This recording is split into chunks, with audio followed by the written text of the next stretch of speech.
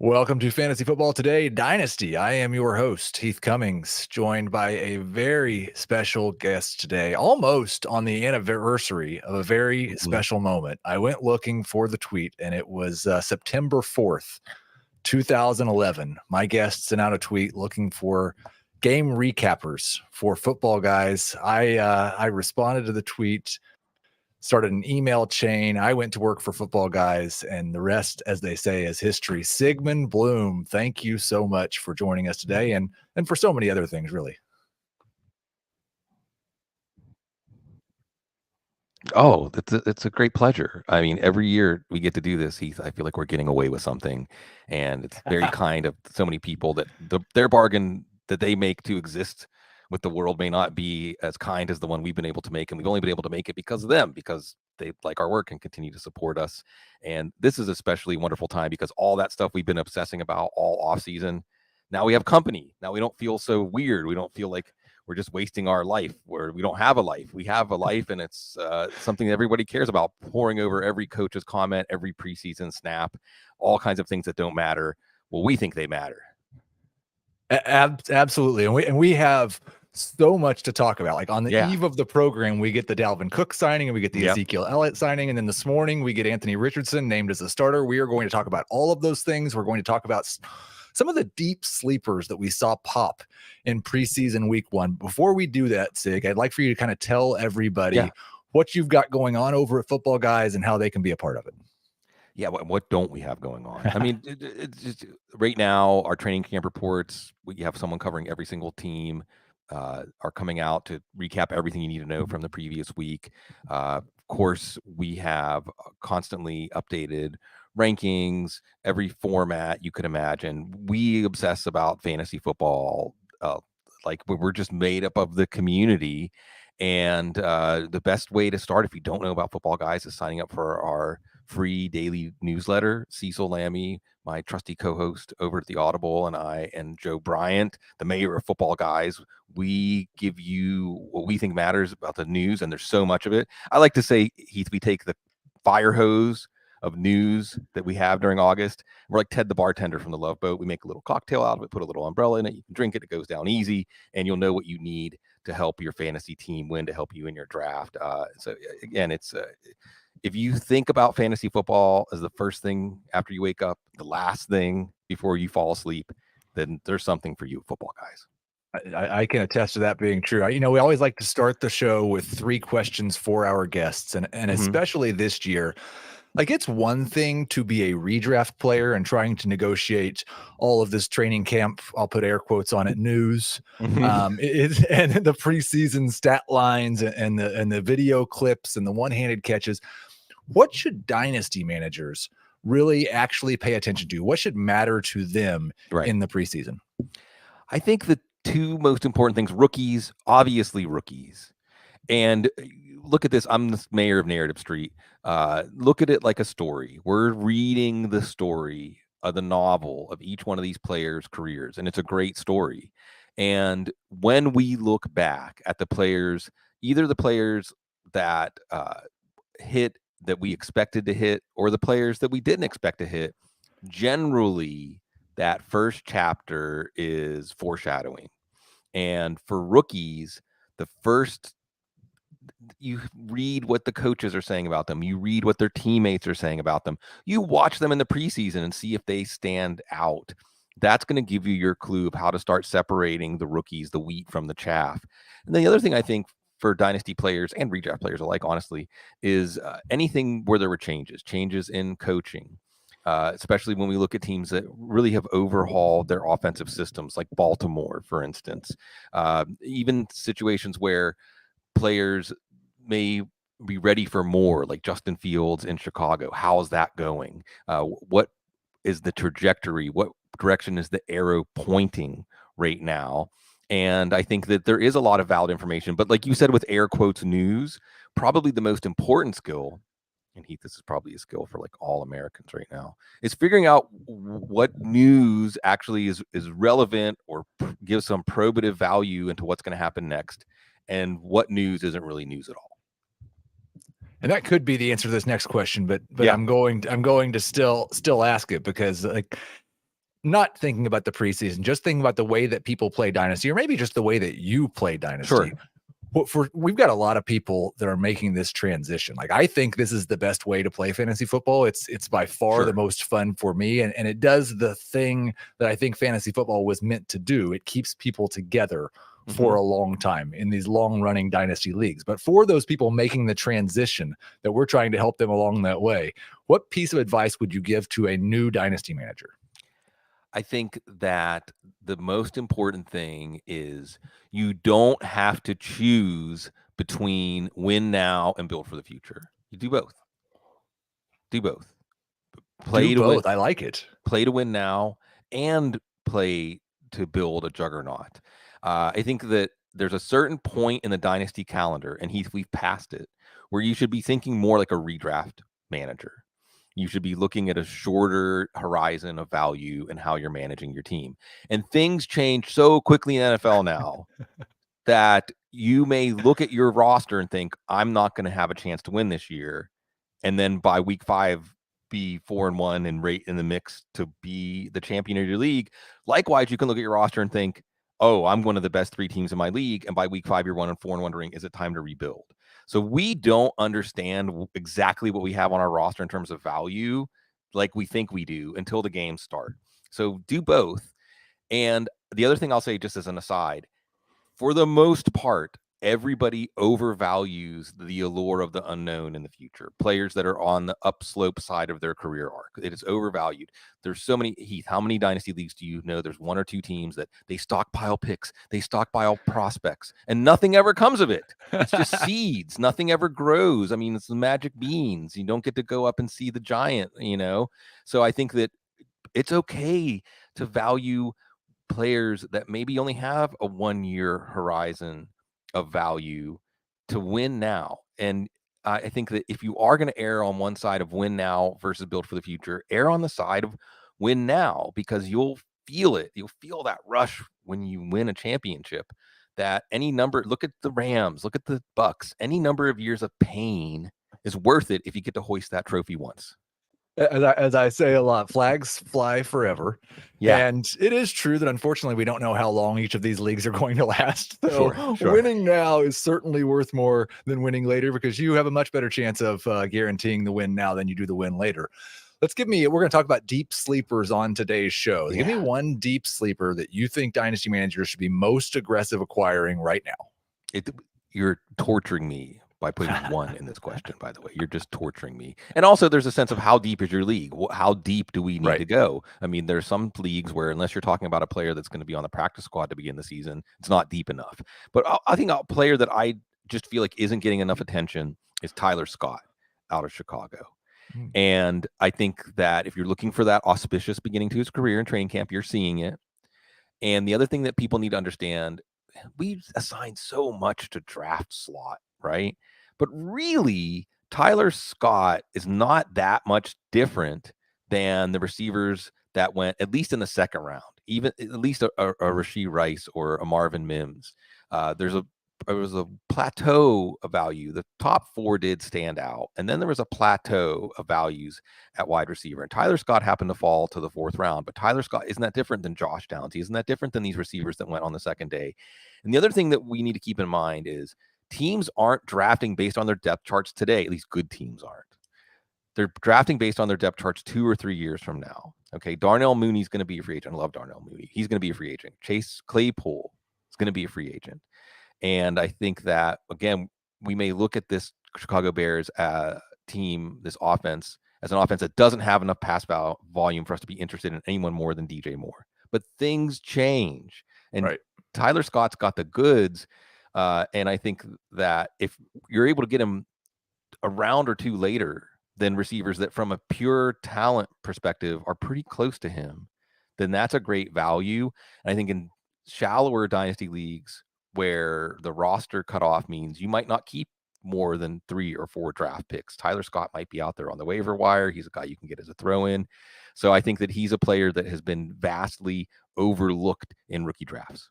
I love that. And I love like a couple things. One, it's that ambiguous situation. Yes, DJ Moore is going to be the wide receiver one in that offense for the foreseeable future, but everything else over the next 2 to 3 years is pretty up in the air with the Bears. And I think a lot of people would have said just 12 months ago, well, Jalen Hurts isn't going to throw enough to support AJ Brown, Devontae Smith, and Dallas Goedert. There's just no way that's going to happen. Right. It turns out they were all awesome. So I love those three. We have a ton of news and notes, and I had some at the top of the list, but we're going to go with the most recent stuff first, because I don't know if you've been on Twitter very much this morning, but I've been fighting about Anthony Richardson with everyone because somehow me saying Anthony Richardson was named the starter, he should be ranked somewhere between QB 6 and QB 10 now because he's a running quarterback. Right. Means I'm overlooking everything that he did at Florida, and I think he's going to be a great passer, which is not the truth at all.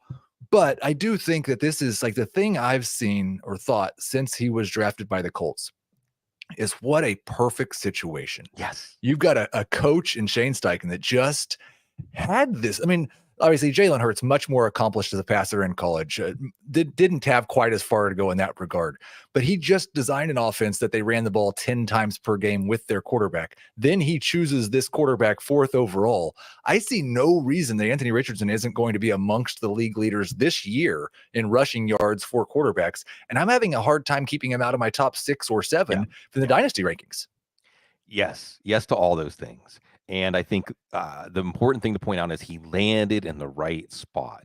And I remember the night of the draft, Heath, whenever Indianapolis took him, I was celebrating for football fans everywhere because he landed with a coach that is going to embrace what he has instead of trying to square peg round hole him. And like you said, we saw him develop an offense around Jalen Hurts. Also, remember, Shane Steichen was part of the tremendous rookie year that Justin Herbert had.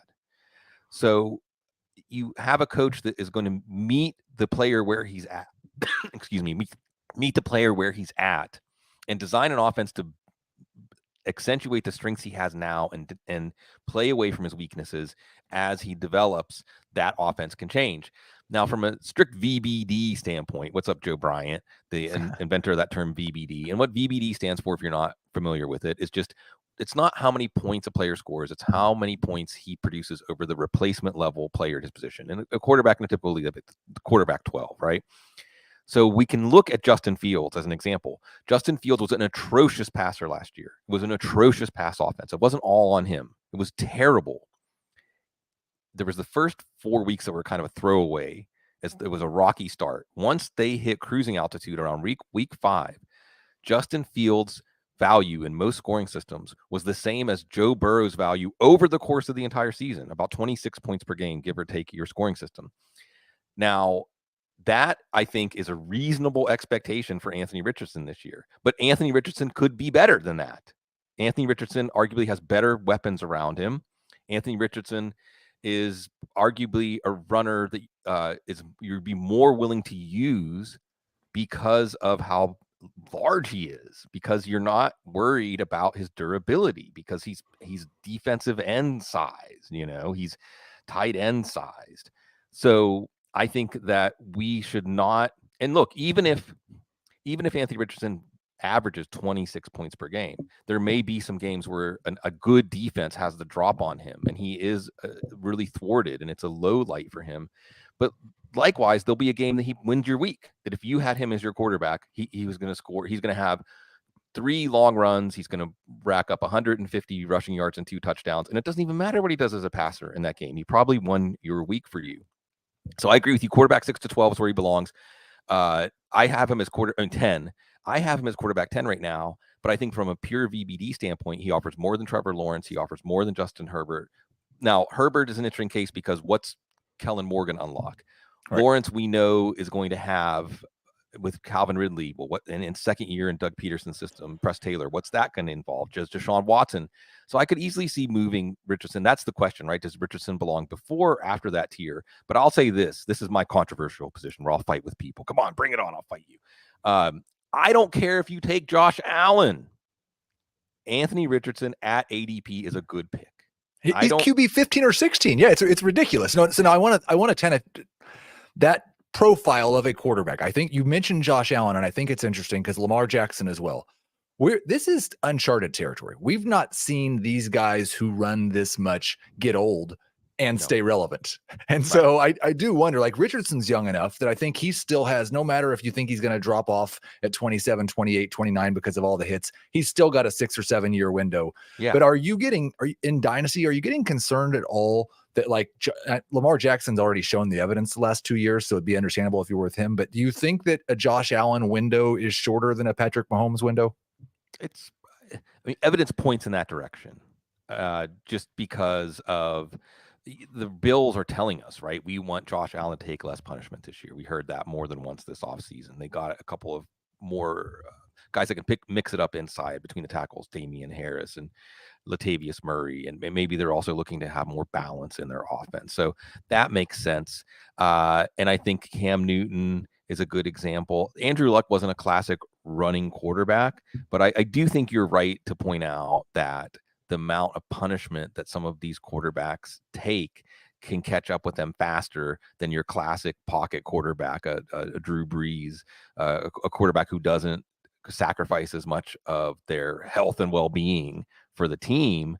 But I think that, unfortunately, this is just one of those scenarios where it's kind of like the running back market, the exploitative running back market, where it's tough, but when we get into fantasy football, we kind of have to dehumanize it and really look at just the numbers. And in this case, like you said, in Richardson's case, because it's the beginning of his career arc, I think that, well, I'll put it back to specific advice for dynasty fantasy owners, right? Again, there's a league where I have Lamar Jackson. I had the 4th overall pick in my rookie draft. I took Anthony Richardson. Right. So maybe it's you start planning a little more ahead, and maybe you even try to get out of your Josh Allen, Lamar Jackson positions before the bottom drops out. I think that's good. We had the two signings yesterday, and we'll kind of group these together a little bit. Dalvin Cook signs with the Jets, and maybe you see these completely different. So tell me if you do. Ezekiel Elliott signs with the Patriots. Obviously, I think for Breece Hall, it's more concerning because there's a lot more guaranteed money on the Cook contract, and Hall is coming off of the ACL. I thought maybe people should have been more concerned about this year than they were already. What I think is interesting from a dynasty perspective is, like, Hall and Stevenson, in theory, are young enough that even if they take a little ding and redraft this year because of the signings, it shouldn't impact their dynasty value that much. But what you were just talking about with the focus on win this year over win 2 or 3 years from now, and especially what we've seen at running back with, Javonte Williams, DeAndre Swift, Ken Walker, all these guys were top 5 dynasty running backs just 12 months ago, and not just in my rankings, and almost everyone's, and none of them are now. How much do these signings impact your opinion of the dynasty value of Hall and Stevenson? And then the second question would be, like, for Cook or Elliott, if you're a win now team, are they somebody you'd be interested in acquiring, or is it strictly just a sell because they signed with somebody they're too old? Probably a sell. Probably. Yeah. It depends on your depth, because they can help you, especially in deeper dynasty leagues, 16-team leagues where you're going to be scraping the bottom of the barrel sometimes in bye weeks and when you have injuries and things like that.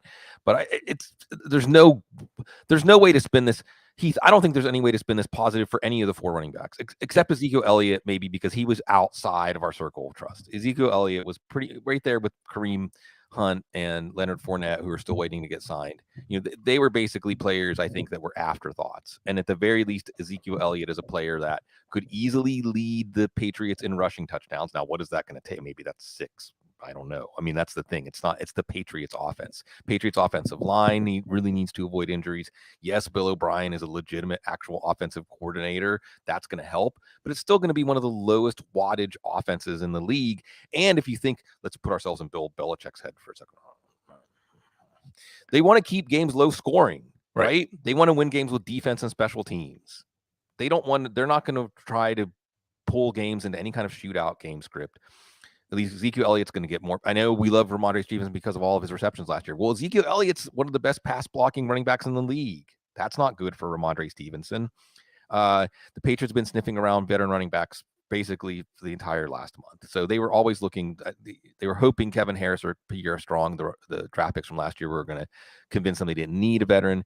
And this is a committee, and it's an ugly committee because it's a low ceiling offense.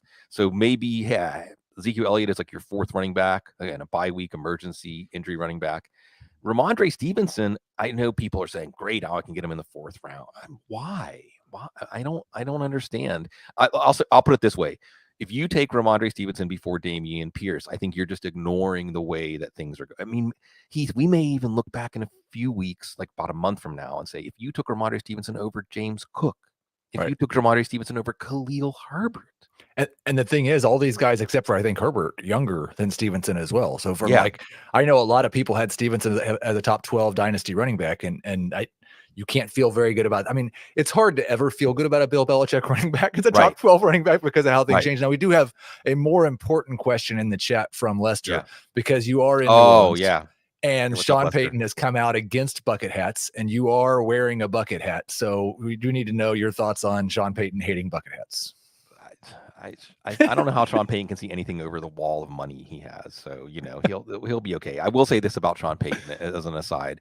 When he retired from the Saints, he said, "I'll see you on the neutral ground." For those of you that don't know New Orleans and don't know the meaning of that, in New Orleans, the streets have pretty big medians. They call it the neutral ground because it was the neutral ground between neighborhoods where there may be some hostilities. And he said, "I'll see you on the neutral ground," i.e. that's a place you watch Mardi Gras parades from. And sure enough, if you went down to Napoleon, I don't remember exactly, like Napoleon and Coliseum, he was there just hanging out, having beers, watching the parades.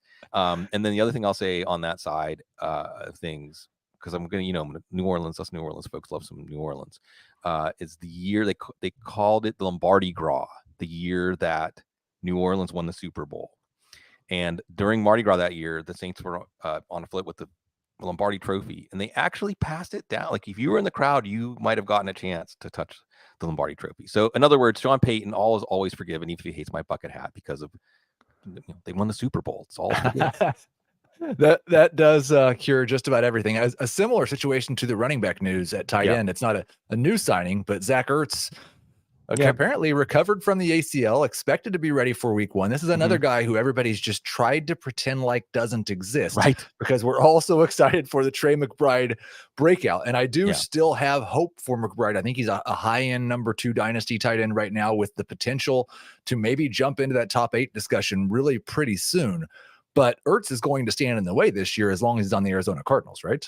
Yeah, and I didn't really get to Cook and Hall, and really quick, and I think because it applies to what I'm about to say about the Cardinals, it's just a mess. The Jets' backfield is a mess. And remember, the Jets, like the Patriots, have some offensive line issues.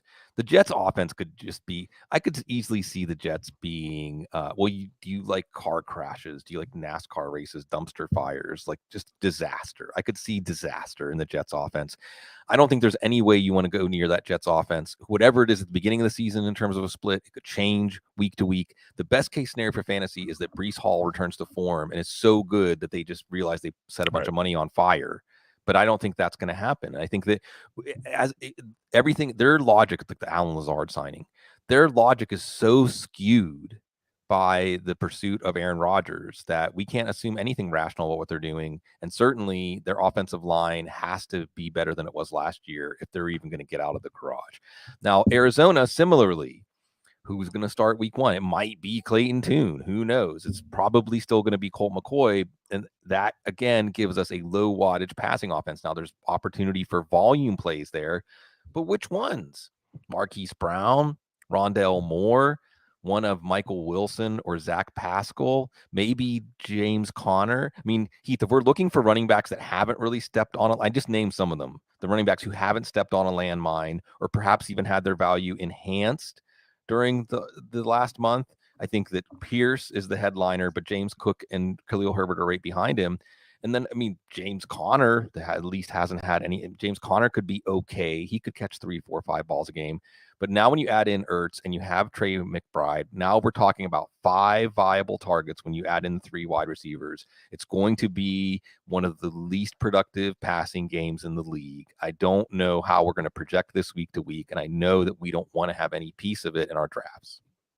Do you think that either Hall or McBride are good buys for teams that maybe are kind of on that, I'm not sure if I'm competing this year, but Right. expect them to be a lot better in Oh, yeah. 2024? Yeah, I think that absolutely you take advantage. So emotion is a big part of fantasy football, and it should be. Embrace emotion. I know that I just said we need to be dehumanizing and look at things as just numbers, but we have to factor in what the emotions are rippling through the fantasy football hive mind. And I do think in this moment, if you like Breece Hall, if you like even Ramondre Stevenson, although as he said, beware of Bill Belichick running backs holding value year over year. If you like a Trey McBride, in general, when a young player on the upslope side of their career arc gets hurt, especially if they get hurt in a season-ending kind of way, that's the time to swoop in and buy. When the blood is in the streets, when the team that they're on, that fantasy player is in distress, that's when you want to swoop in. So I think that's a good point, that you want to go counter to the prevalent emotion in the room. That's when you can often get the best values.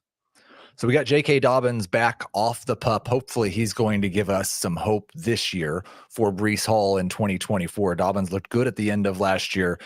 I would expect a pretty strong showing from him this year. He's still young enough that he could be a 3 to 4 year window back. And I still think as a rusher, now it'll be interesting to see if Todd Monken gets him more involved in the passing game, because that's been what's missing in PPR leagues. But as a rusher, I think he's just about as good as anyone. And I wouldn't be surprised if he has a 3 to 4 year run like Nick Chubb has had the last 3 to 4 years. He has it in him. He definitely has it in him. And I do think that the level of talent he has makes him worth dipping your toe in the water in the 6th, 7th round. Now, again, in no scenario would I take him over Dameon Pierce. And I'm not sure, as we sit here right now, Heath, that I would take him over James Cook, just because you don't have as many questions.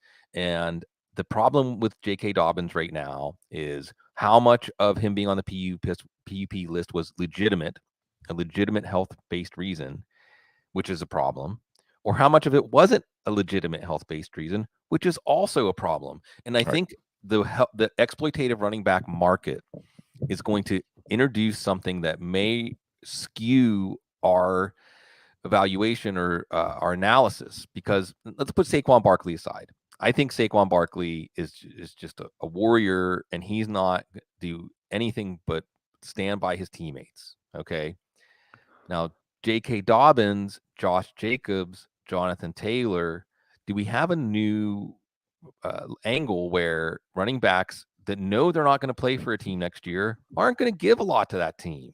Right. Why am I going to sacrifice my blood, sweat, and tears for you when you aren't willing to commit to me?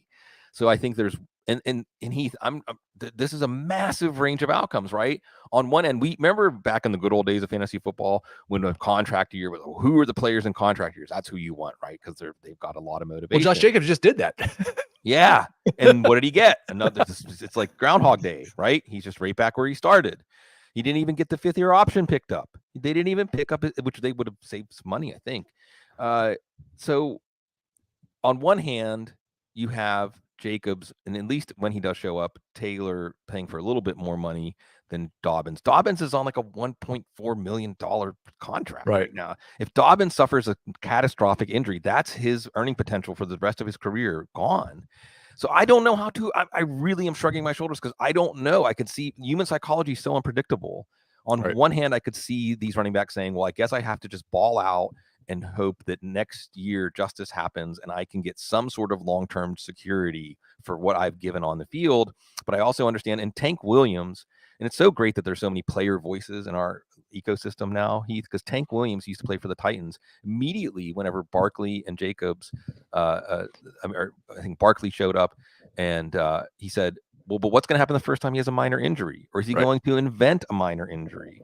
So again, 6th, 7th round, that's about where the break point is, strictly because of talent and the hopes that this Ravens offense, faster paced offense, is going to be a better offense. I could see Dobbins hitting, but there are probably a running back or two on the board when he's going off the board that I like better.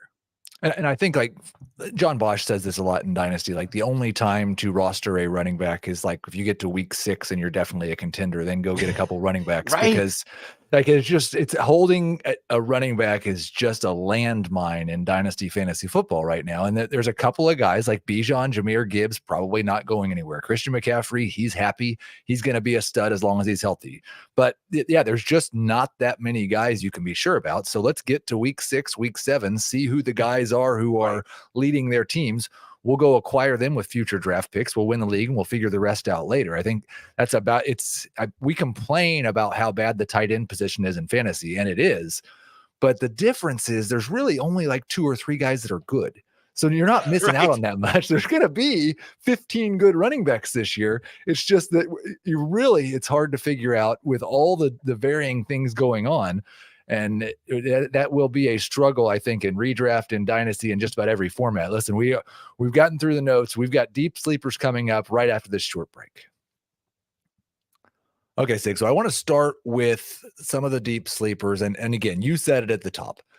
There's a range of what deep sleeper means to somebody. I'm amazed at the number of times that I get questions about 8 and 10 team leagues. And then at the same time, if you give a sleeper for a 12-team league with 6 bench spots, everybody tells you that's not a sleeper. And so I'd ask for a little grace from everyone who's listening and acknowledging that we're going to talk about a wide range of guys for deep sleeper, because that means a different thing for a lot of different leagues. 2 quarterbacks, though, who I thought kind of popped in week 1, and I've been on one of them, Sam Howell, for most of the summer just because of his situation. I think Eric Bieniemy, while Ron Rivera says some of the players don't like his style, I think that's going to be a pretty good situation with Jahan Dotson and Terry McLaurin, and he looked pretty good in his first action. And then a guy I haven't talked about at all, Malik Cunningham, kind of comes out of nowhere for the Patriots and looks like the new Taysom Hill. What did you think of Howell and Cunningham in week 1, and what do you think of their prospects this year? Howell looks all good. I mean, good in the sense that he's probably one of the 32 best quarterbacks in the league. He probably deserves to start. And if you look at his fantasy rushing stats, or rushing stats as applicable in fantasy in college, there's something there. There's, especially in super flex leagues, playing super flex in 2 quarterback leagues, it makes fantasy football much more interesting. Yes. So I think there's something there. Now, the other thing we have to be aware of, I'm going to try to mention offensive line play as often as I can, Heath, because offensive line's rough. Oof, it's rough. It's rough. So we could see Sam Howell as a player who has some potential to level off, at least, again, in that top 32 quarterbacks where he deserves to start, higher than Taylor Heineke, higher than Case Keenum, who had that one good year for Minnesota. But we might not know it yet because of the offensive line. But I think that as a potential waiver wire pickup to cover a bye week or an injury, if the offensive line pulls together a little bit, like you said, we want to see what the fruits of Eric Bieniemy's labor are, the tough love that he's bringing there. So I think that it's worth monitoring, and he looks like he belongs. Malik Cunningham is really interesting. Malik Cunningham is interesting first because this is the organization that developed Julian Edelman, right? So they're open to things. They're open to players fitting in a different way than they did in college. And Malik Cunningham's been getting a lot of reps as a wide receiver, but when he came in as a quarterback, he looked like, again, it wasn't too big. Now, it's the end of the preseason game, etc. I get it. But Heath, it's not, you don't have to stretch your mind that wide to think if this team is 4-7 and Mac Jones looks like the way that Mac Jones has looked, and Bailey Zappi is still Bailey Zappi, when do you start thinking, this again, 2 quarterback superflex leagues, you have to be a step ahead of everybody when it comes to finding that quarterback?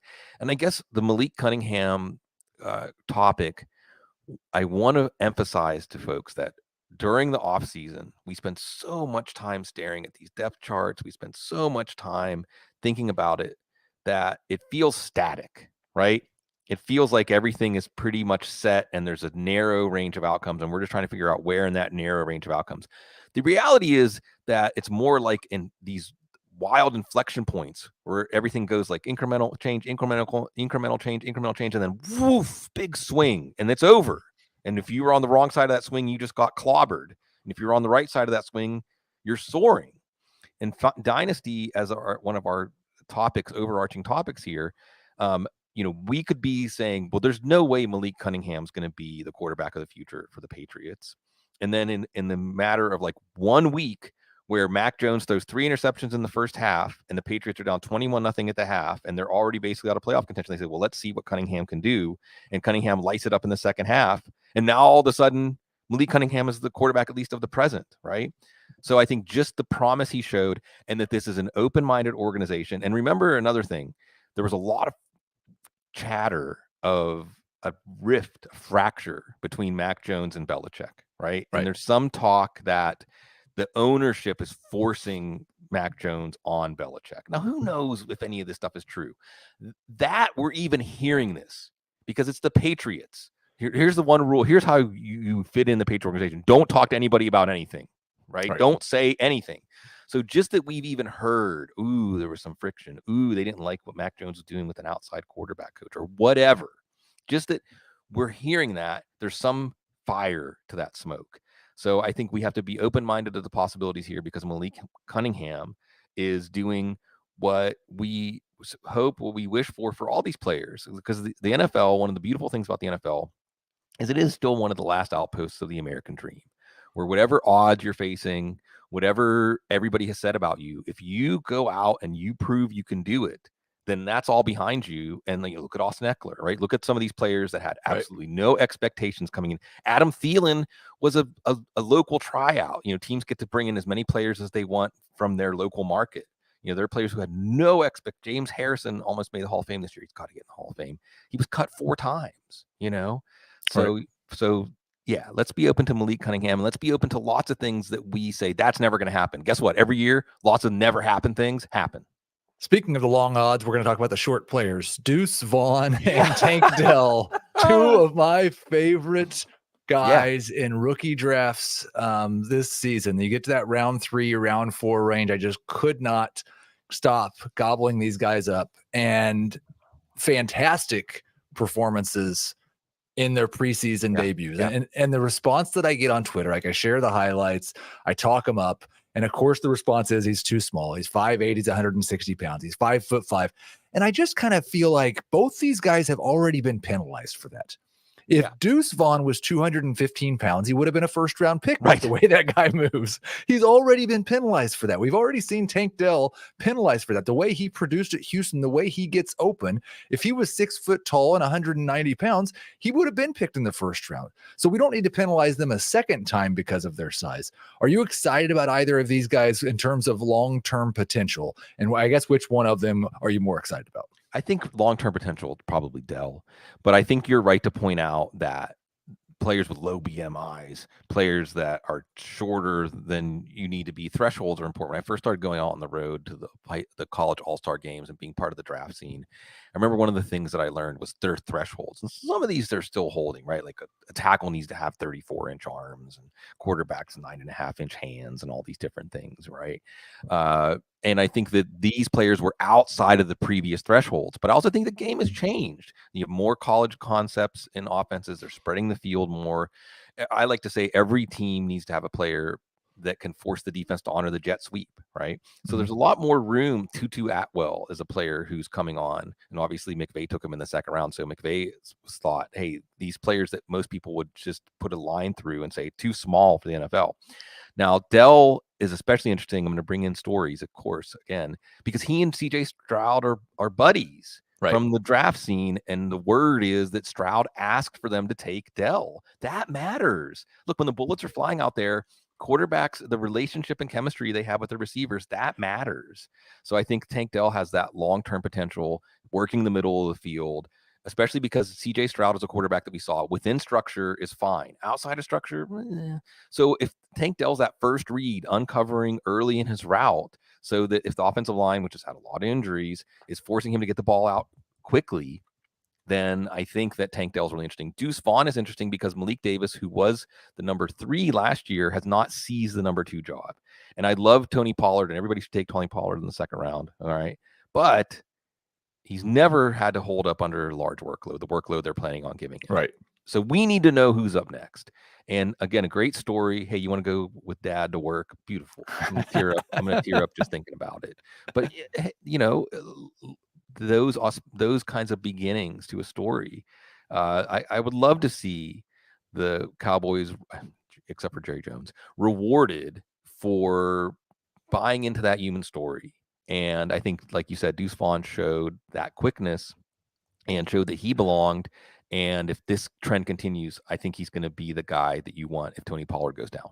Well, and I think that the thing is, like, yes, Malik Davis and even Rico Dowdle, like they look more like NFL running backs, but they can't do the things Deuce Vaughn can do. The moves he makes in the open field, there's not more than 15, 20 guys that can make those kinds of moves. So, like, find a way, and we talked about it. Like, you talked about the different thresholds we used to have. Well, it used to be that guys like, honestly, probably Jalen Hurts and Justin Fields didn't get the chance to do what they did. It not very often as a guy like Josh Allen got the 2 years of really poor throwing to get a chance to develop into what he was. Like, we're seeing the teams that win find a way to use the guys that have special skills that are better than everyone else. And so I do think give these guys a chance. There were 3 more running backs. One of these was one of my favorites before the preseason, really before the NFL draft. Israel Abanikanda, everything just fell apart. Let's hope that maybe he ends up on a different roster or has a chance in 2 to 3 years. But 2 other guys who popped: Chris Evans, a guy we've been waiting on for a couple of years, and Elijah Dotson. Like, are you excited about either of these guys? Well, Dotson has to be watched because Joshua Kelly, Isaiah Spiller, these guys have been given opportunities and not really seized the day. And Austin Eckler goes down. And even if Austin Eckler doesn't go down, there's opportunity. There's enough in that offense for there to be a second running back who has at least marginal value week to week, but certainly injury upside if Eckler goes down. So we have to watch this. Even if let's put it this way: if Dotson makes the team, I don't think Dotson will be the number 2 running back. And they just released Larry Roundtree, right? So this is a good sign for Dotson. If he makes the team, it could be one of those situations where if Eckler misses extended time, their plan A is let's go with Kelly, let's go with Spiller, but Dotson could force his way in the similar way that Jaylen Warren has for the Steelers. Nobody had Jaylen Warren at where he is with the Steelers. At this time last year, nobody had Jaylen Warren as pretty much a 1A for the Steelers. So let's keep that in mind. And remember, for Dynasty, this is a wide open situation next year. Probably they'll draft a running back, but this is a wide open situation for next year. Again, Isaiah Pacheco, right? Who had him where his value is right now at this time last year after a good camp. So I think that absolutely Dotson is somebody that we need to watch. And Evans is interesting because we know he has receiving chops. That was one of the things that he got drafted on. Then also he's at Michigan. Don't you just feel like Michigan hasn't really been showing us the best of their, like, Nico Collins, Donovan Peoples-Jones, right? Like the Michigan's offensive skill players have had to overcome the perceptions about them based on how they produced and performed at Michigan. And Chris Evans was one of those guys. I think he was a highly touted recruit. I think measurables wise, physically, he's what you wanted. He just fell well into the 3rd day because it was kind of mysterious, and COVID, the season threw things off, and just lost a lot of momentum, I think, in his career. But now you're seeing him potentially emerge with Travion Williams banged up.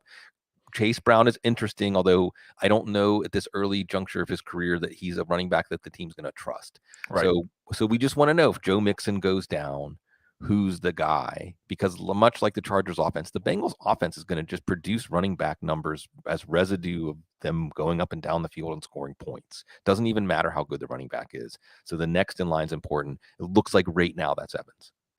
We've got some wide receivers who popped in. One that I saw, like, we've already talked about Tank Dell, but I was watching, of course, that Saints-Chiefs game. Yeah. And man, A.T. Perry comes onto the field with Jameis Winston. And it's like, wait, he should have been playing with the other guys. He should have been playing with the first team, just absolutely destroying anybody who was trying to cover him. And we know Michael Thomas's injury history. I'm not sure there's anybody else other than Chris Olave who's definitely ahead of Perry. This was a guy who had a little bit of steam before the draft as well. You know the Saints as well as anybody except for maybe the Steelers. So how do you feel about Perry?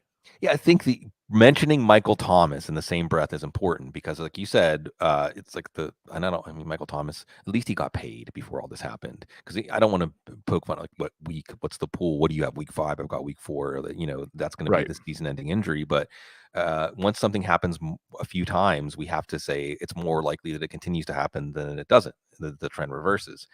When they picked up Perry, I thought, and again, Perry is a guy, if you go back to pre-draft evaluations, he was considered, a mid-round pick, a 3rd to 5th round pick. He did not end up there. That doesn't mean that everybody who evaluated him as at least an NFL contributor, if not more, was wrong. And his game maps to Michael Thomas's game very well. So I think that's the other thing, that if there's a role in the offense for a player with a big wingspan, a player that can win contested balls in short and intermediate zone, Perry is that guy. The other guy I'll mention, he's out with a groin injury, just because I got to mention Rashid Shaheed. I got to mention Rashid Shaheed because, again, as an undrafted free agent last year, I think his numbers, Heath, were something like 28 for 480 something and 2 touchdowns. And that was on 34 targets. He had almost 500 yards on 34 targets. So what happens if he gets 80 targets or 90 targets this year? With Derek Carr, who's supposed to improve the deep passing game. Say what we will about Andy Dalton, deep passing is not his forte. So I think Rashid Shaheed is someone to pay attention to. But I think the line of thought about the Saints offense is, how are we going to project this offense if Michael Thomas isn't playing? Is one that we want to be a step ahead when it's time for the waiver wire pickups or your last round pick, to make sure that when everybody else is scrambling and trying to figure out who to pick up or how does this affect the offense, you already know. Well, I think that's one of the reasons I wanted to talk about these guys now, because I think in a lot of my dynasty leagues, we've got this period between rookie drafts and the first run of waivers, and that first run of waivers in training camp, there's always some guys dropped who probably shouldn't be, and there's always some rookies who didn't go in the first 4 rounds of the rookie draft who all of a sudden everybody's gobbling up. I think Perry's going to be one of those guys, but I also think Shaheed's someone who's probably sitting, because of his strong finish last year, towards the back of people's rosters. And so I know you're going to hate me for doing this, but you're sitting there with Rashid Shaheed on your roster, and you see A.T. Perry on the waiver wire. Are you making that transaction, or is it close enough to where you just kind of shrug? I think you have to just keep Shaheed for now, because he's already proven he can play. He's already been on the regular season field and proven that he can play. So I think, and it's going to make me want to bring up Deontay Hardy too, who basically he took over that same role. But it looks like Deontay Hardy now, Dalton Kincaid is kind of the slot receiver for the Bills. But interestingly enough, when they went to 1 tight end personnel packages with the starters on the field, it was Kincaid, not Dawson Knox, which was a bit of a surprise, I think. So if Dawson Knox is on the field, not on the field in the 11 personnel, as they say, which is 3 wide receivers and 1 tight end, and Kincaid is on the field as an inline tight end, then that gives a lot more opportunities for that slot receiver, which may or may not be Hardy. But it's the important thing is for this, especially with best ball on the rise, people should know the players who have higher value targets. Maybe they don't get as many targets, but often they get targets further downfield, targets that can turn into long touchdowns and long plays. And then can the offense support that? And I think that in both of these cases, the Bills and the Saints, that the running game, setting up the deep ball, and the player at the end of that deep ball, someone you want to know. So it's Shaheed right now, but that can flip so quickly. Again, going back to my point about the Malik Cunningham talk, this stuff, you got to be agile. You got to be nimble and be willing to throw away what you thought was real and replace it with what your eyes are showing you is real. And Heath, I think whether it's dynasty or redraft, and playing dynasty leagues gives you a lot more opportunities to profit or benefit from seeing these things. I think in fantasy football, one of the biggest flaws people have is they don't act because they want to see more evidence. I want to see more evidence. I want to see more evidence. By the time you see enough evidence to feel some sense of, it's too late. It's over. The window's over. The window closed. So keeping your mind massaged and limber for all the possibilities, and then we watch that first 2 or 3 weeks, maybe even be a little impulsive and act on week 1, overreact week 1, if it matches your priors. That's one of the other things. Hey, if things are just reinforcing your priors, sometimes your priors were right. So it's okay. It's okay. It's okay to put weight on things that reinforce your priors. Right. So I think being ready to act decisively before other people are, you will stub your toe sometimes. No doubt. If you're willing to make these kinds of moves, you will look back and say, that was rough. But overall, you will do a lot better than if you're the dynasty player or the redraft player who says, I got to see another week before I'm really willing to accept this. This was definitely a guy in the chat here for Sigmund Bloom. Got to drown a lot of worms to catch a few fish. that somebody once said that wearing a bucket hat. Absolutely, for sure. We've got about 10 minutes left here with Sigmund Bloom. We've got a few more deep sleepers for you right after this break. Okay, we have not talked about the deep sleepers at tight end. And it's the greatest thing about tight end is that anybody could be a deep sleeper because it only takes about 9 fantasy points per game to matter. So anyone could do that. There are two. One of them did kind of pop in week 1, Jake Ferguson. And he was someone who I think a lot of people didn't even expect to be the lead Cowboys pass catcher at tight end this season. And then another has been, I guess we'll call him a post-hype sleeper, but Irv Smith. Landed in Cincinnati, has had some very good practices with the team, taking over that Hayden Hurst role last year that was about 5 targets per game. If you're, I think like punting the tight end position makes a ton of sense if you don't have Travis Kelce or Mark Andrews. If you've done that, are these the types of guys that you're maybe looking to add as we head into the season? Yeah, to expand the scope of your question, I think that just to give a quick primer on tight end draft strategy, I do think that there's a position also that you take one of Kyle Pitts or Darren Waller. If there's going to be a top 3 tight end that you can get outside of the top 3, it's probably one of those two guys. And there's reasons to think that they're both going to be much closer to their ceilings than their floor, depending on how things go. And then I agree with you after that. You maybe David Njoku, but you probably just want to wait and do a shotgun approach, throw a bunch of darts, see what happens. I think absolutely Ferguson is on your list. Smith's on your list. The 3 rookies are on your list. Forget about all that stuff that the rookies can't contribute. Yes, rookies can contribute at tight end. Look at how many rookies were contributing at tight end by the end of the year last year. All right. And these were not very heralded rookies either. But you have in Laporta and Kincaid, who I already mentioned, and Luke Musgrave. That's a guy who also needs to be on your list, especially with Jordan Love looking pretty ready. I mean, not like he's going to set the league on fire or anything, but competent, ready to be competent in this offense. The rookies are definitely in that mix. Taysom Hill's probably still in that mix. He is the short yardage running back for the Saints. You know, that alone. You don't think he loses any of that to Jamal Williams? I don't think so. I think that I think that why would you, especially with, I think they should try the tush push with, Taysom Hill's his own tush push, but I'm just saying that play, it's a copycat league, Heath, that play to convert. I mean, maybe Jamal Williams takes, but again, we're talking about a shotgun approach. You're not just taking Taysom Hill. You're taking Taysom Hill and then the other 2 guys I would put in that group, your speculative tight ends. Your Jake Ferguson's a good one. Look, we know Dalton Schultz is just a guy, okay? Right. I mean, I'm not taking anything away from him. And Dalton Schultz could still have some value this year in Houston, but that role was where the value was. Blake Jarwin looked like he was going to be the guy before he blew up his knee. Well, the ghost of Jason Witten was a top 12 tight end. Exactly. So Jake Ferguson is the clear tight end 1. Now, Peyton Hendershot has been getting in on some passing downs. He is an athletic tight end on his own. And then there's Luke Schoonmaker, who's coming back from his foot issues, and they like him to be the tight end of the future. But there still could be a window. And you mentioned something earlier, there's going to be 15 good running backs. Well, it may even be like there's 30 good running backs, but some of them are good for 4 weeks or 6 weeks or 3 weeks. There's, as my co-host C. Salami says, windows. And Jake Ferguson could be a guy where, okay, you do a shotgun approach, you start Jake Ferguson, maybe for the first 4 or 5 weeks, Jake Ferguson gets you through, and then Luke Schoonmaker's ready to do more. But by then, you've jumped over to somebody else who's coming on.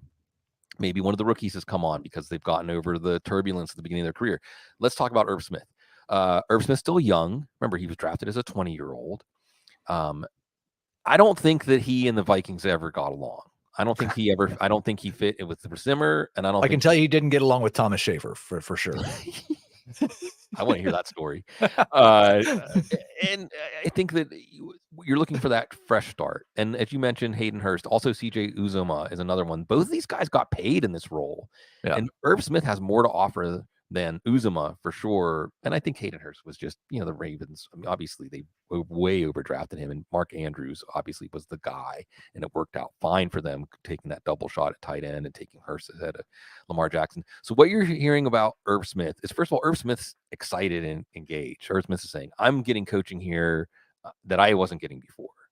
And then the Bengals are saying we can do more with Irv Smith than we did with our previous tight ends. So these are all really good things. So I think Irv Smith is somebody that we want to be open to redemption. We want to be open to him making something out of his career after it hit a dead end in Minnesota. I've got like 6 more guys on the list here, and I'm not going to do what I did earlier and make you choose one. I'm going to let you choose 2, your 2 favorites. So Clayton Tune, the quarterback for Arizona, kind of battling Colt McCoy for that job until Kyler Murray comes back, assuming he comes back this year. Evan Hull, Deneric Prince, a couple of rookie running backs who may have more opportunity than we thought. Michael Wilson, John Mechie, and then Demario Douglas coming out of nowhere for the Patriots. What's up with the Patriots and all these sleepers? Yeah, right? Who are your favorite 2 deep sleepers for dynasty purposes out of that group? I mean, Hull is another one that's just, I almost wondered, is he not deep enough? But the thing you got to love about Hull is he's got the receiving chops, and it almost seems like the universe is making a path for him between the Jonathan Taylor stuff and Zach Moss. He's playing ahead of Deion Jackson. So I like Evan Hull a lot. Prince, I mean, you're a Chiefs guy. Has there been a day that he wasn't mentioned in the training camp reports? No, it's every day, and it's almost always attached with, I wonder if the Chiefs will use him more in Jerick McKinnon's role, which makes perfect sense. Like the people that are counting on Jerick McKinnon to do anything in September, October, and November, I feel sorry for, because I think he's going to be a break glass when needed, until we get to the postseason. But yeah, I think he could fill some of that McKinnon role early in the year. And then, I mean, McKinnon at his age, he could fill that McKinnon role for 2 to 3 years to come. The Chiefs love cheap running backs. They apparently learned their lesson with drafting Clyde Edwards-Helaire in the first round. Yeah, and I think that Prince, it's easier for me, Heath, to come up with a scenario where Prince matters in fantasy football than one where he doesn't, because we know who Clyde Edwards-Helaire is already. Love Isaiah Pacheco, but he runs with no regard for his health whatsoever. He had to have 2 offseason surgeries. And then you have McKinnon, and I'm so glad that you're broadcasting this for everybody to understand. Don't draft Jerick McKinnon. Just wait for him to get dropped like around Halloween, because they're not going to use him until December. He was a league winner last year. He's probably going to be a league winner again this year. At the very least, you need to be open to that possibility. But it depends on the length of your benches. In your deep league, 16-team leagues where you have 20 roster spots and you don't play a kicker or a defense, you can afford to just leave Jerick McKinnon on your bench for 3 months. But otherwise, Prince, and it's not just the receiving, although that has been the rave reviews that he's gotten mostly are around his receiving ability. But he had, I believe, the best speed score, which is like speed divided by weight or whatever. I don't know what the computation is. The point is, it takes into account how big is this player, not just how fast are they, because it expects if you're small, you're supposed to be fast. And if you're big, you're not supposed to be fast. So Prince in that calculation was the number 1 running back in this class. So I think you have big play ability against those light boxes that Patrick Mahomes creates too. And again, I'm going to come back to this point. Things change really fast. They might go into week 1 only giving Deneric Prince 3 or 4 touches. If he breaks one of those for a 70-yard touchdown, you're tearing up that plan. And now all of a sudden, Prince might be the most valuable running back in that backfield for fantasy. I absolutely love it. And that's like we said, don't roster running backs until it's week 6 or 7 and you're definitely a contender. But if you're rostering running backs who are free in August and September, those are exactly the types of guys, because it's nothing but profit. Nothing but profit is exactly how I described the last hour. Sigmund, thank you for joining us. Go follow this guy on Twitter at Sigmund Bloom. Go check out what he's doing at Footballguys, and we will talk to you next Tuesday.